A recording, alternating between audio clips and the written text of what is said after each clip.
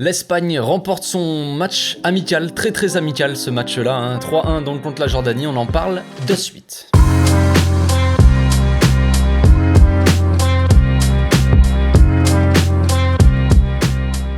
Au passage, n'hésitez pas à vous abonner, liker et commenter, c'est le meilleur moyen de me soutenir et ça fera plaisir à tonton. Victoire de l'Espagne, donc juste avant la Coupe du Monde, hein. Vous savez, il y a quelques matchs amicaux qui sont organisés, il y avait le Maroc aussi qui ont joué, je sais pas ce qu'ils ont fait, je crois qu'ils gagnaient 2-0 contre la Géorgie, un but de, je crois que c'est Ziyech qui a mis un but du milieu de terrain, bref, c'est pas le sujet. Mais bon, voilà, l'Espagne a donc gagné contre la Jordanie, je vous avoue que c'est un peu difficile pour moi, là, c'est comme si je suis en phase de réveil, j'ai tapé une grosse siestas, c'était pas un match très intensif, très intense, j'allais dire, c'était quand même, ça m'a mis un gros coup de barre dans la tronche, hein. Je voulais dire, si vous voulez taper votre plus grande sieste, vous regardez un match comme ça, c'est magnifique, ça va vous endormir direct, pas de problème. Quand on regarde la composition d'équipe, on voit quand même une équipe qui n'est pas assez habituelle, on va dire, on a un milieu de terrain, Gavi, Koke, Soler, ne sera évidemment pas le milieu de terrain de cette équipe d'Espagne en Coupe du Monde. On avait au gardien, on avait Sanchez, il y a Unai Simon qui n'a pas joué, hein. Il y a les deux gardiens, le deuxième et le troisième gardien qui ont joué. À droite, on avait Carvajal, dans l'axe donc Garcia Torres, Pau Torres, hein, Pau Torres qui est voilà, Pau Torres, vous connaissez mon avis sur ce jeune joueur.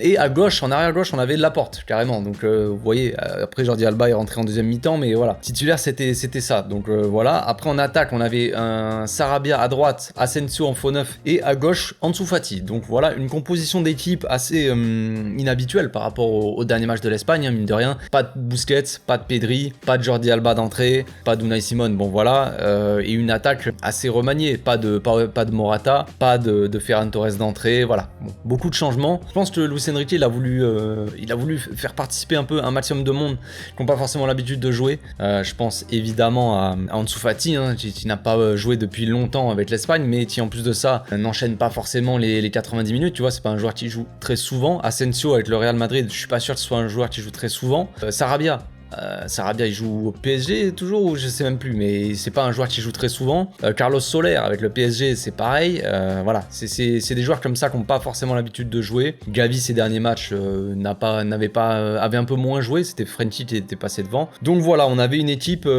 qui manquait peut-être aussi d'automatisme, c'est peut-être pour ça, hein. Je vais pas tailler l'Espagne en disant que ce match-là était vraiment pas fou, mais en soi il y a des raisons à ça. Comme je l'ai dit, voilà, beaucoup de joueurs qui ont changé, pas un manque un peu d'automatisme par certains moments, beaucoup d'approximation, hein, c'est ce que j'ai noté moi dans les relances en défense. Pau Torres, tout ça, même Laporte n'était pas forcément à l'aise, bon après il joue en arrière gauche, il est pas arrière gauche donc voilà tu connais, mais pas forcément à l'aise, voilà, c'était pas un match très emballant. La pelouse, j'avais l'impression qu'elle était bizarre, elle était très humide mais peut-être très grasse, j'en sais rien. Les joueurs ils faisaient des passes des fois, la passe la balle elle faisait 1 mètre. Tire dans ton ballon frère, on aurait dit que c'était que des passes molles, genre je sais pas, c'était bizarre. C'était assez bizarre, donc voilà, quand même, au final, l'Espagne finit quand même par gagner sur un score assez convenable, on va dire, un score normal face à une équipe de la Jordanie qui n'est quand même pas exceptionnelle. Je veux dire, ils ont essayé de jouer, ils ont mis un peu d'agressivité aussi, c'est assez intéressant parce que quand on a un match comme ça de préparation pour la Coupe du Monde, les gars, si en face de l'équipe, il y a vraiment personne, il n'y a pas de... Et les mecs en face ne font rien, n'attaquent pas,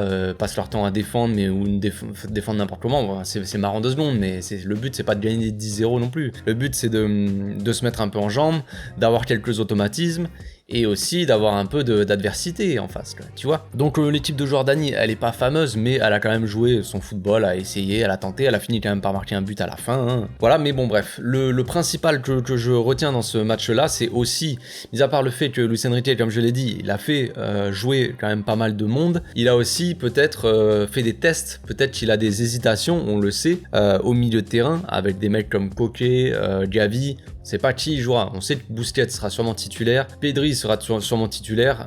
Je pense que Rodri aura quand même assez un rôle important normalement, hein, je pense, même si là il est rentré en défense. Voilà, mais je pense que la défense centrale, on l'a. Je pense que ça sera Garcia à la porte. À droite, ça sera sûrement Carvajal, à gauche Jordi Alba. Est-ce que, comme je sais pas si vous l'avez vu, mais Gaïa s'est blessé. J'ai pas eu vraiment de nouvelles là-dessus. Est-ce que Gaïa va être absent de la Coupe du Monde? Donc est-ce que Luis Enrique va devoir appeler un nouvel arrière gauche, c'est-à-dire potentiellement Baldé? Il mériterait, on en a déjà parlé.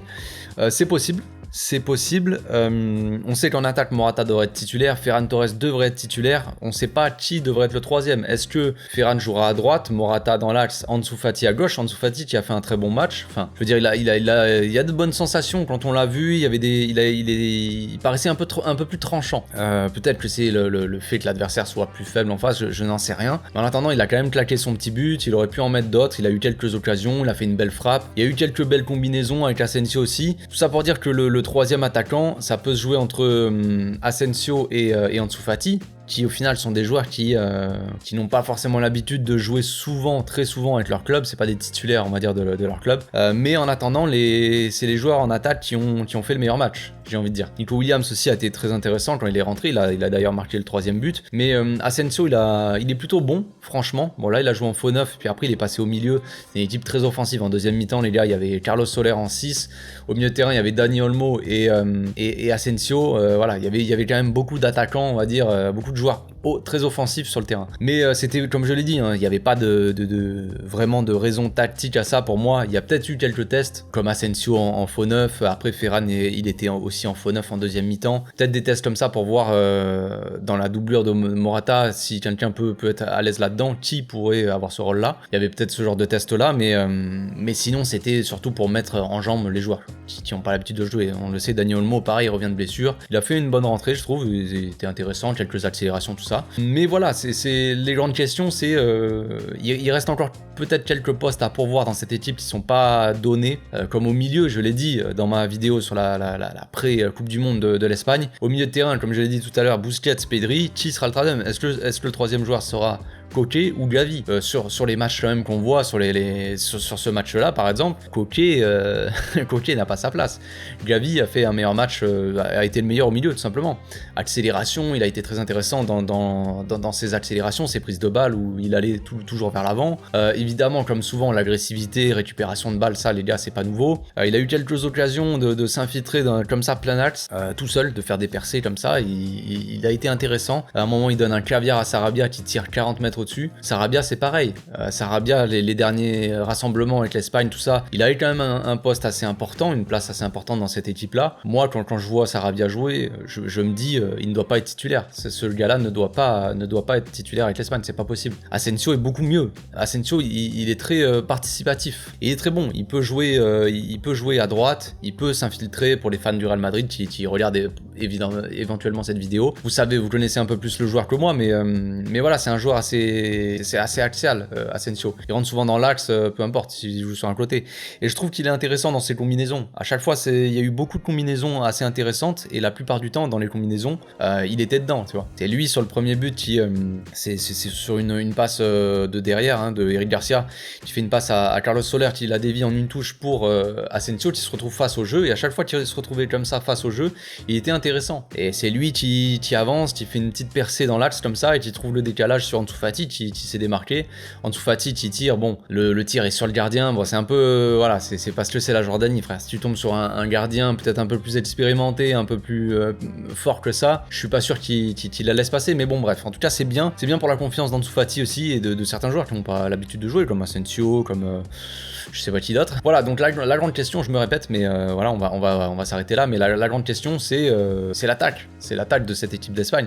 Je pense que le milieu, on devrait partir avec Busquets, Gavi, Pedri. C'est quand même assez fou de se dire ça, que l'Espagne va être portée de ce milieu de terrain, va être très jeune, hein, 18 et 20 ans, avec Busquets qui a 98 ans, donc ça va être difficile pour eux, mais je pense qu'ils vont pouvoir faire de belles choses. Après, c'est l'attaque, comme je l'ai dit, voilà. Je pense qu'Asensio devrait être titulaire à droite, je pense que Ferran devrait être à gauche, et Morata dans l'axe. Après, Ansu Fati, ça se joue parce qu'il a fait un très bon match, comme je l'ai dit. Il a de bonnes sensations, tout ça. C'est un joueur, c'est un buteur, Ansu Fati. Je veux dire, quand ça se voit, quand il est sur un côté, bon, voilà, il hésite un peu, il a tenté quelques dribbles, c'est bien sympa, mais rien de très tranchant dans ses dribbles. Par contre, quand il est vraiment proche de la surface, tu sens que ça peut faire mal. Tu sens qu'il peut déclencher une petite frappe et que ça peut faire but à tout moment, quoi. Nico Williams aussi aura un rôle important, comme je disais tout à l'heure, qui fait une très bonne rentrée, qui est assez explosif, qui amène de la percussion comme ça, et qui se pose pas de questions. La balle, elle arrive sur lui, il prend la balle, il tire. du gauche, dans les cages, petit filet, but, c'est tout. Ça se passe pas de question. Et des joueurs comme ça, ils peuvent faire des différences aussi en sortie de banc. Donc voilà, je sais pas ce que vous en pensez. Je pense que tout le monde va me dire que Ansu Fati devrait être titulaire à la place de Ferran Torres, évidemment. Mais Ferran Torres, c'est un joueur un peu plus sûr athlétiquement. Voilà, il t'apporte un peu plus de sécurité dans le jeu, dans la participation au jeu.